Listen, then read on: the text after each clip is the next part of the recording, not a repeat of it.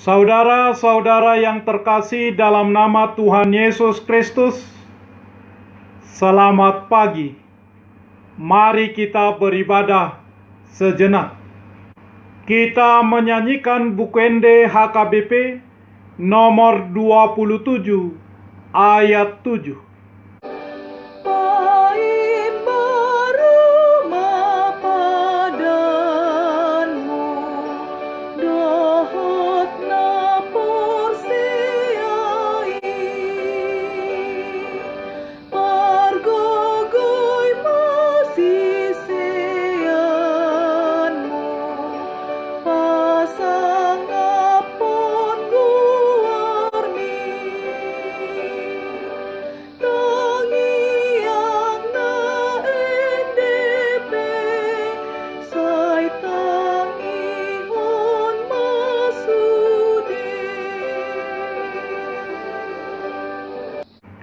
Kasih karunia dan damai sejahtera dari Allah Bapa dan dari Kristus Yesus Tuhan menyertai saudara-saudara. Amin. Saudara-saudara yang terkasih, renungan harian Selasa 20 Oktober 2020 dari kitab Yehezkel pasal 37 ayat 26 mengatakan, "Aku akan mengadakan perjanjian damai dengan mereka, dan itu akan menjadi perjanjian yang kekal dengan mereka. Aku akan memberkati mereka dan membuat mereka banyak, dan memberikan tempat kudusku di tengah-tengah mereka untuk selama-lamanya." Dalam bahasa Batak Toba mengatakan, "Bahenok kudo huhut tunasida sada padan pardamaian." Padan saliling-liling namai tunasida, jala au mardenggan basa tunasida huhut patab banasida. Jala paucahok kudo habadiau ki di tonga-tonga nasida rodi saliling-lilingna. Demikian firman Tuhan. Saudara-saudara, umat Israel telah menjadi pemberontak, penyembah berhala, dan hati mereka mengeras melawan Tuhan. Tuhan berjanji untuk membuat perjanjian baru dengan mereka. Kali ini adalah perjanjian bersyarat, di mana Tuhan berjanji memberi hati yang baru dan roh yang baru di dalam batin mereka, dan Tuhan akan menjauhkan dari tubuh mereka hati yang keras, namun memberi hati yang taat. Yehezkel pasal 36 ayat 26. Kitab Yehezkel pasal 37 termasuk bagian dari dialog antara Tuhan dengan Nabi Yehezkel tentang tulang-tulang yang bertaburan di lembah. Tulang-tulang kering itu sebagai gambaran dari orang-orang yang harapannya telah mati dalam waktu yang sudah lama. Tidak ada masa depan, tidak ada harapan dan tanda-tanda kehidupan. Lalu Tuhan berfirman kepada Yehezkel, "Hai anak manusia, dapatkah tulang-tulang ini dihidupkan kembali?" Yehezkel melihat tulang-tulang itu. Dia tidak menjawab. Dia berkata, "Ya Tuhan Allah, Engkau yang mengetahui." Dengan kata lain, Yehezkel mengatakan, "Saya bukan Tuhan, tetapi Engkaulah Tuhan yang sanggup melakukannya." Mengapa Yehezkel mengatakan seperti itu? karena dia yakin situasi tersebut di luar pemahaman manusia. Yehezkiel mendengar dan menerima instruksi dari Tuhan. Bernubuatlah mengenai tulang-tulang ini dan katakanlah kepadanya, "Hai tulang-tulang yang kering, dengarlah firman Tuhan, bahwa Tuhan memberi nafas hidup kepada mereka, supaya tulang-tulang itu hidup kembali." Pemulihan dimulai dengan mendengar firman Tuhan, dan Yehezkiel melakukannya, dan tulang-tulang kering berserakan di lembah tersebut pun melakukannya.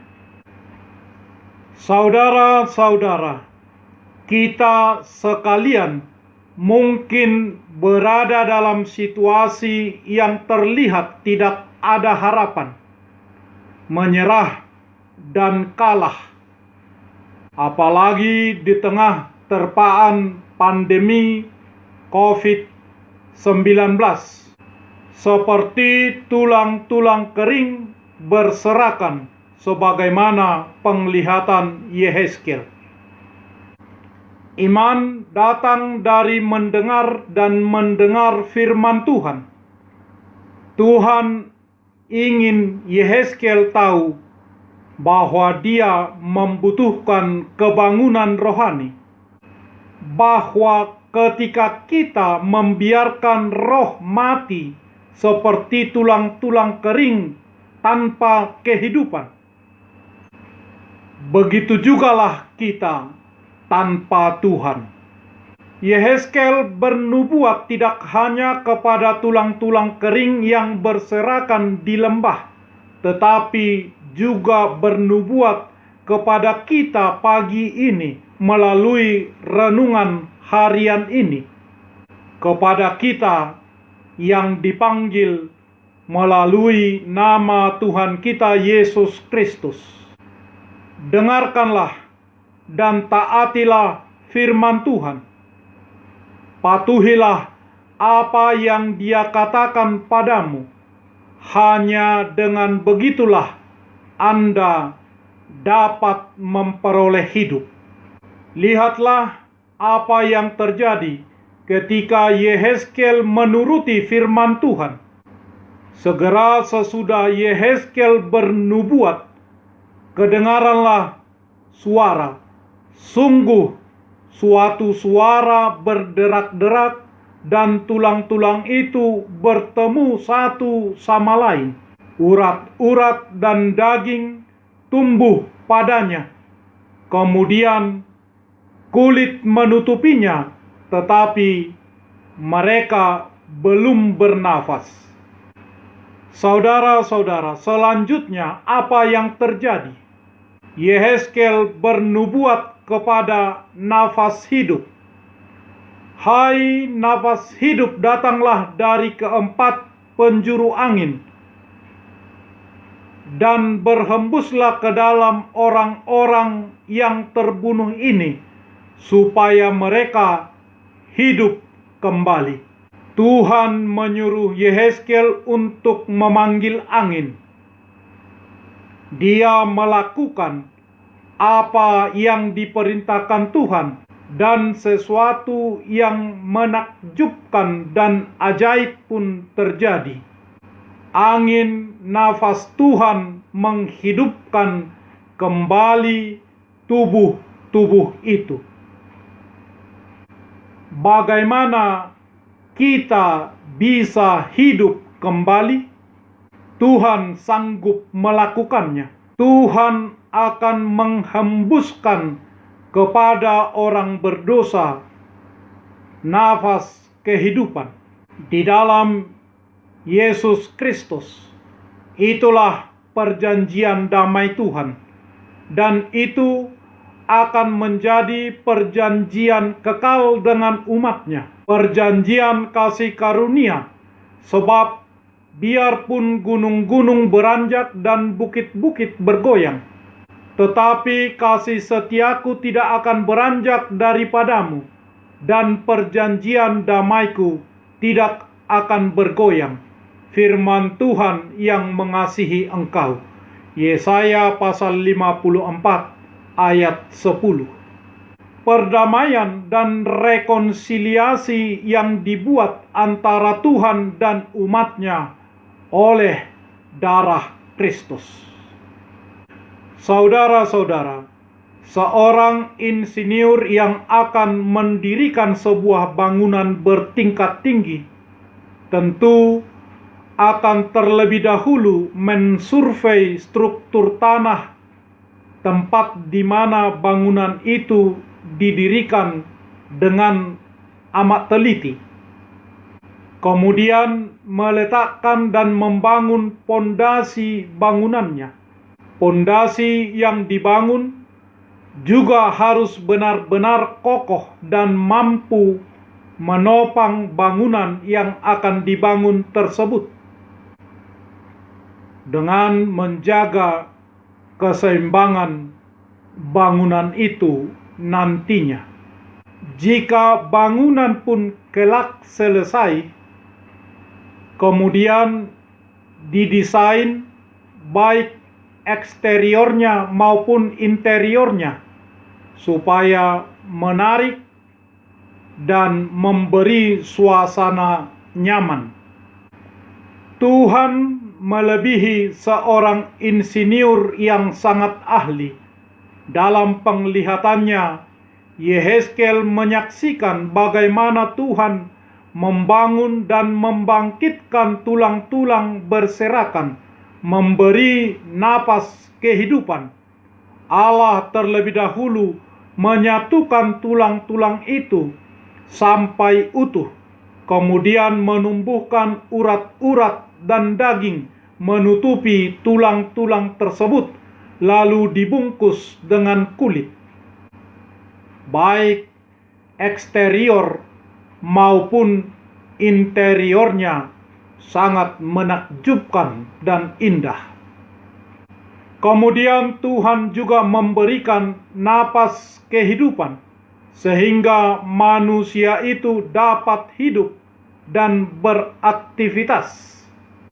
Dan melalui firman Tuhan, Tuhan mendesain hidup umatnya seturut kehendaknya, seturut rencananya melalui Yesus Kristus. Saudara-saudara yang terkasih, sebagai orang-orang berdosa yang telah Tuhan angkat melalui Yesus Kristus, darahnya tercurah dari kubur dosa kita, kematian kita masing-masing. Kita orang percaya, mari memposisikan diri sebagai Yehezkiel masa kini dengan rendah hati, patuh, dan taat kepada otoritas firman Tuhan. Amin. Marilah kita berdoa. Ya Bapa Surgawi, Allah yang baik dan murah hati, panjang sabar dan berhati lembut terhadap jemaat-Mu. Terima kasih atas kesetiaan-Mu terhadap umat-Mu Israel, bangsa pilihan-Mu. Janji-Mu yang tidak pernah gagal kepada mereka adalah suatu jaminan. Karena itu menunjukkan bahwa kesabaran dan cinta kasih-Mu yang sama pasti terjadi terhadap kami. Karena Engkau Tuhan yang sama, kemarin, hari ini, dan selama-lamanya. Terima kasih bahwa kami jemaat-Mu adalah bagian dari tubuh Kristus. Ajarilah kami jalan hidup yang Engkau inginkan, supaya kami tidak menyimpang dari kekudusan-Mu. Kami memuji nama-Mu dan berterima kasih kepada-Mu. Kami memiliki hati yang bersih oleh karena kasih karunia-Mu yang luar biasa melalui Roh Kudus-Mu yang mendiami kehidupan kami dan membimbing kami ke dalam kebenaran-Mu. peliharalah kami seturut kehendak-Mu, karena Yesus Kristus Tuhan kami. Amin. Marilah kita menyanyi dari buku nyanyian HKBP nomor 27 ayat 7.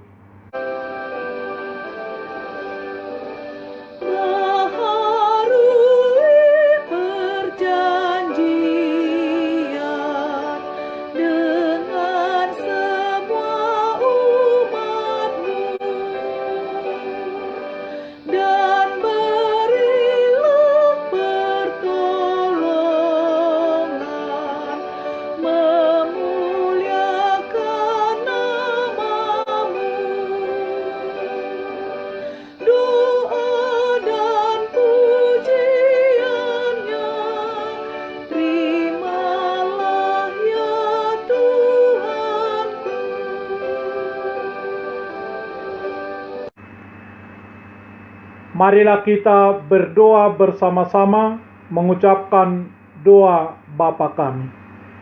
Bapa kami yang di surga, dikuduskanlah nama-Mu. Datanglah kerajaan-Mu. Jadilah kehendak-Mu di bumi seperti di surga. Berikanlah kami pada hari ini makanan kami yang secukupnya. Dan ampunilah kami akan kesalahan kami, seperti kami juga telah mengampuni orang yang bersalah kepada kami. Dan janganlah membawa kami ke dalam pencobaan, tetapi lepaskanlah kami daripada yang jahat, karena Engkau punya kerajaan, dan kekuasaan, dan kemuliaan sampai selama-lamanya. Amin. Anugerah Tuhan Yesus Kristus, kasih setia Allah Bapa, dan persekutuan Roh Kudus menyertai saudara-saudara. Amin.